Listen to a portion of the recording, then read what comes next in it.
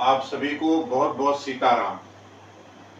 आज मैं आप लोगों को ये बताने जा रहा हूं कि कुंडली में विवाह का योग कैसे देखते हैं। आप अपनी कुंडली देखकर विवाह कब होगा ये कैसे जान सकते हैं। बहुत ध्यान से समझिएगा, बहुत ही सरल सूत्र बता रहा हूं। ये कोई आम आदमी भी अपनी कुंडली देखकर या किसी और की कुंडली देखकर विवाह का प्रेडिक्शन कर सकता है। तो ज्यादातर किसी सेशन में कहीं भी जाइए तो ज्यादातर लोगों का प्रश्न यही होता है कि विवाह कब होगा।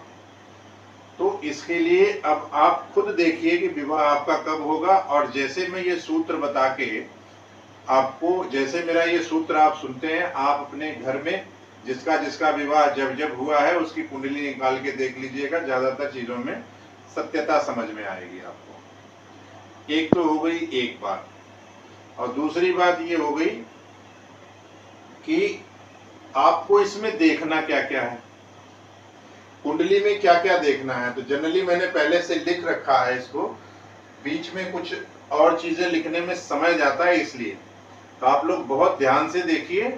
और उससे पहले बहुत अच्छा मुहूर्त है, आप हमारे चैनल को सब्सक्राइब कर लीजिए और समय समय पर जानकारी आप लेते रहिए। मेरा नंबर है इसके अंदर, नंबर सेव कर लीजिए। अपनी कुंडली का विवेचन कराने के लिए आप नंबर, व्हाट्सएप नंबर पर अपनी डिटेल्स भेजेंगे, हमारी टीम के लोग देखकर, और उस हिसाब से आपका कॉल का शेड्यूल बना के आपसे कॉल पे हम बात कर लेंगे। ठीक है, अपने जीवन को अच्छी तरीके से कुंडली के द्वारा प्लान करें और पूरा जीवन आपका, जैसे आपको, जैसे कंपनी में आप जॉब करने जा रहे हैं, आपको ऑफर लेटर मिल गया तो आपको सारी चीजें पता चल गई कि आपके साथ क्या क्या होगा। आपको सैलरी कितनी मिलेगी, आपका टीए कितना होगा, आपका हाउस रेंट कितना मिलेगा, उसमें सारी डिटेल्स होती है। वैसे जीवन का ये जो कुंडली होती है वो आपके जीवन का अपॉइंटमेंट लेटर है। जिस दिन आप पैदा हुए आपको उसी दिन आपका अपॉइंटमेंट लेटर आपको मिल गया। तो अगर आपको अपॉइंटमेंट लेटर नहीं मिले, फिर आप समझ लो कि एक महीने पर पूरा कंफ्यूज रहोगे, आपकी पता नहीं क्या होगा, मेरा काम कैसा है, कितनी सैलरी मिलेगी, चिंतित रहोगे आप। तो इसी तरीके से आपकी कुंडली होती है। अभी फिलहाल मैं आपको विवाह का योग देखने के लिए बता रहा हूं। कैसे विवाह का योग देखेंगे आप लोग बहुत ध्यान से देखिए। देखिए ये कुंडली जो है, कुंडली में ये भाव जो है, 12 भाव जो है, ये 12 भाव जो है ये सेम रहते हैं। फर्स्ट हाउस यही रहेगा हमेशा। इसमें गिनती हो सकता है अलग लिखी हो, लेकिन फर्स्ट हाउस यही रहेगा। सेकंड हाउस ये रहेगा, थर्ड हाउस ये रहेगा, फोर्थ हाउस यही रहेगा, फाइव्थ हाउस यही रहेगा, सिक्स्थ हाउस यही रहेगा, सेवेंथ और 8, 9, 10 एंड 11, 12 हाउस यही रहेगा। इसमें जो हाउस का एट्रीब्यूट्स है वो क्या है, ये हाउस आप स्वयं हो, आपके नेचर से संबंधित, आपका शरीर कैसा होगा उससे संबंधित, और यही भाव जो है रिसीवर है, बाकी सब गिवर है। ये सारे भाव देते हैं इस भाव को। ये तो ये बहुत बहुत महत्वपूर्ण होता है, इसे लग्नेश भी कहते, माने लग्न भाव भी कहते हैं। और इसमें जो गिनती लिखी होगी उस गिनती का स्वामी, उस राशि का स्वामी लग्नेश कहलाता है। तो एक तो आपका लग्नेश हो गया जो आपके जीवन में बहुत सारी चीजें डालता है, बहुत सारे प्रभाव डालता है। तो आपकी शादी के लिए ये भाव भी बहुत जिम्मेदार है। तो इसका ये सूत्र है कि सबसे पहले लग्न में कौन सी गिनती लिखी है, आप उस गिनती के हिसाब से राशि पर जाएं, उस राशि का स्वामी कौन है वो देखें, और उस राशि का स्वामी जैसे जो होगा उसको आप लिखते जाएं। फर्स्ट, आपके फर्स्ट लग्न हाउस का स्वामी कौन है। जैसे इस वाली कुंडली में, ये जो कुंडली बनी हुई है इसमें तो हमने एक्चुअल लिख दिया है, आप यहां से देख सकते हैं। जो राशि के नीचे जो ग्रह लिखा हुआ है वो एक्चुअल में इसका मालिक है। जैसे फर्स्ट राशि मेष है, मेष का मालिक कौन है, मंगल है। दूसरा वृषभ है, वृषभ का शुक्र है।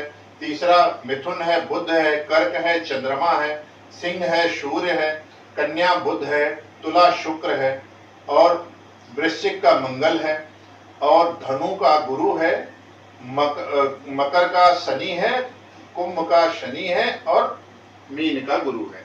तो ये मैंने उसी तरीके से प्लेसमेंट भी कर दिया है, जिस पर्टिकुलर ग्रह का, जिस पर्टिकुलर राशि का स्वामी जो है उसको हमने कर दिया है।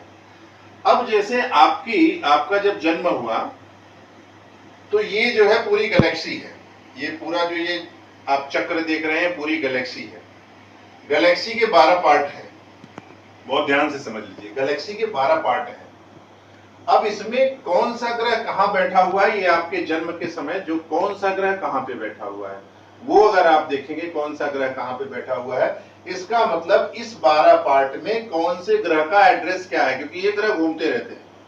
तो जब भी कभी आप देखना चाहेंगे तो ये देख लेंगे कि आपके जन्म के समय कौन सा ग्रह किस जगह पे था, कौन सा एड्रेस था। अब जैसे यहाँ पे अब ऐसी किसी की कुंडली होगी तो उस समय मेष जो है, मेष लग्न में कौन था, मंगल था।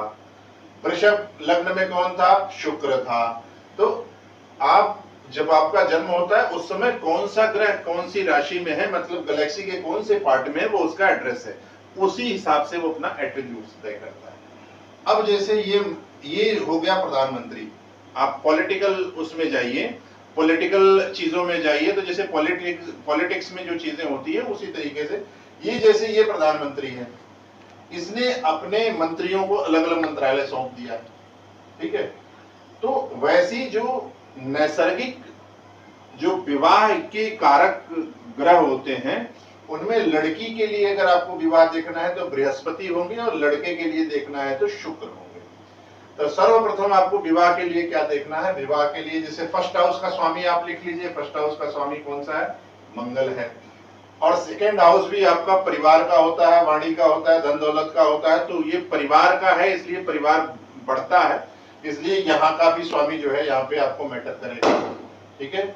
और उसके बाद सेवेंथ हाउस जो शादी का, विवाह का, जो आपके पार्टनर का हाउस है, उसका लॉर्ड कौन है, सेवेंथ हाउस का लॉर्ड कौन है। देखिए इसमें अलग अलग गिनतियां हो सकती हैं, अगर यहाँ पे 10 नंबर होगा तो इसका लॉर्ड शनि होगा, तो ये आपको समझना पड़ेगा।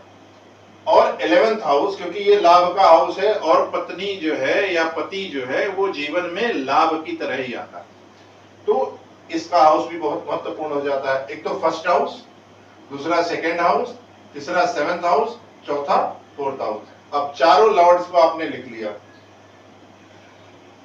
इसका मतलब यह है कि इनकी महादशा अंतरदशा में शादी होने के योग है।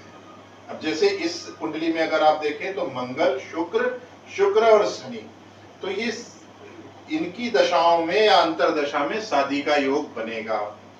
और कब बनेगा, जब अगर लड़की का है तो बृहस्पति 7th हाउस में अवेलेबल हो या 7th हाउस में दृष्टि डाल रहा हो, तो ऐसे समय में उस लड़की का विवाह होगा इनकी दशांतर दशा में, और बृहस्पति की दृष्टि या बृहस्पति का जो है वहां पे उपस्थित होना। बृहस्पति अगर 7th हाउस में होगा तब भी, या बृहस्पति कहीं से अपनी दृष्टि डालेगा, जैसे बृहस्पति की दृष्टि होती है 5, 7, 9, तो 5वां स्थान, 7वां स्थान, 9वें स्थान से कहीं से भी अगर बृहस्पति दृष्टि डाल रहा है 7th हाउस को इन ग्रह की दशांतर दशाओं में, तो लड़की का विवाह उस समय निश्चित होगा। इसमें बहुत सूक्ष्म जाने के लिए कई सारी दशाएं होती हैं, दशा होती है, अंतरदशा, प्रत्यंतर दशा, सूक्ष्म दशा, अति सूक्ष्म दशा।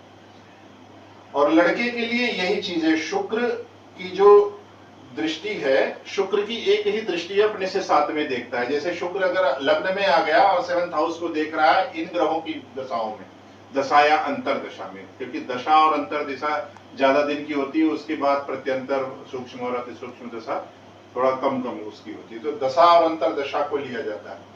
उम्मीद है बहुत शांति से, बहुत बढ़िया तरीके से आपको ये सूत्र समझ में आ गया होगा। अगर नहीं आया है तो आप इसमें कमेंट्स में अपने प्रश्न कर सकते हैं, और जरा आप लोग ये भी बताइएगा, इस सूत्र के हिसाब से देख के बताइएगा कि आपके घर में कितने लोगों का इस तरीके से विवाह हुआ है। ठीक है, नेक्स्ट वीडियो में हम आपसे फिर मिलेंगे। जय जय सीताराम।